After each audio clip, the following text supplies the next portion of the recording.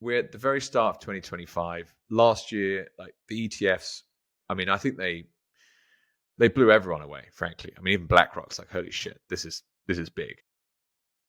Prediction time can be a bit kind of pointless, price and timelines and things like this. But what are you most excited about in 2025 from a kind of portfolio growth perspective and the investments you've made? Mm-hmm.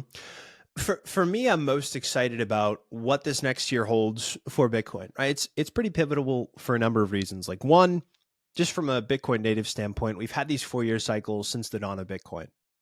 Up, up, up, down, up, down.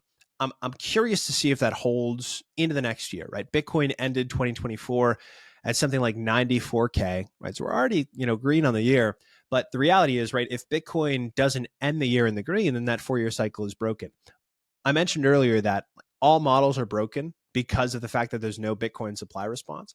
And so on a long enough time frame, I am curious to see which of these traditional Bitcoin mainstays, such as the 4-year cycle, go away. So one thing I'll be watching out for is whether or not this year holds up, right, within the 4-year Bitcoin cycle.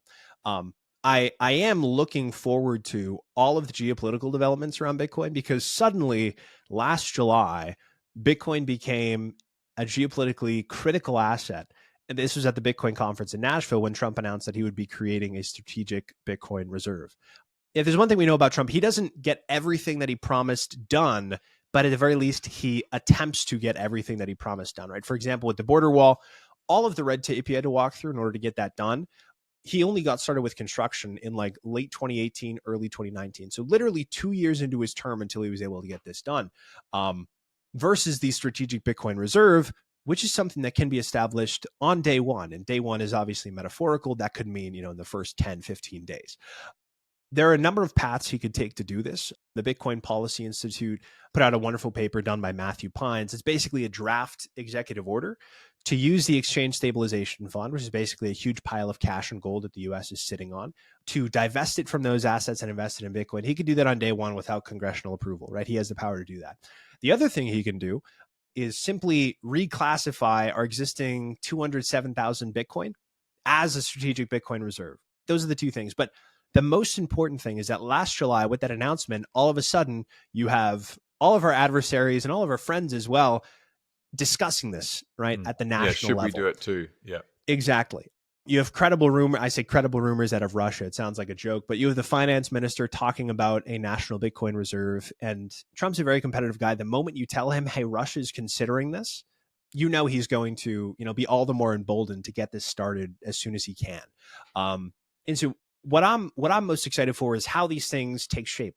In 2024, BlackRock became the Bitcoin marketing department. They had these ETFs. And so this company that, once was totally hated by the Bitcoin community, it's now working for us, right? They're trying to sell this product, whatever, but ultimately they're trying to sell Bitcoin to their clients. And granted, it's held by BlackRock, but BlackRock doesn't have any influence over Bitcoin whatsoever. They can't change the rules of the protocol. They're just the marketing department. So in the same way, in 2025, it's kind of like the same story. Whereas the US government, especially the libertarian side of the Bitcoin community, hated for so long, they're now going to become the Bitcoin marketing department. And so it's very, very cool to play out, right? Bitcoiners are kind of sitting back on their throne and laughing as all of these adversaries to, OG Bitcoiners are now becoming our marketing department. But for me, it's just a testament to how important this asset ultimately is. The world's largest asset manager in BlackRock saying that this thing is important, that's a substantial development. And now the world's largest superpower is saying that this is a geopolitically important asset. That's a massive development. And it's a validation of the Bitcoin thesis, right? This is the best money because it's the only money. It's the only money that's completely hard, cannot be influenced by anyone, anywhere, for any reason.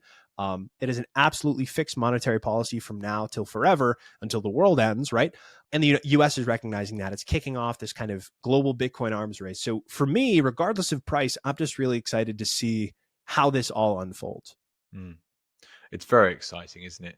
There was a phrase that came to mind, this idea of a Veblen good, which is essentially the economic phrase for where as a product becomes more expensive, the demand goes up. And that's essentially what Bitcoin is. And it was really helpful. You were talking about this earlier about supply and demand. I used to work as a shipbroker, and I was very close with the commodities business, in particular iron ore. And everyone's following the iron ore price because obviously the higher the iron ore price gets, the more realistic it is to go and search for more iron ore. And so they'll dig in different places. And this particularly West Australian iron ore that we were moving up into China and Japan and Korean steel mills. And that just doesn't exist with Bitcoin. Like you cannot overemphasize this. If the price of Bitcoin goes to $1 million, you can't just go and find more of this stuff.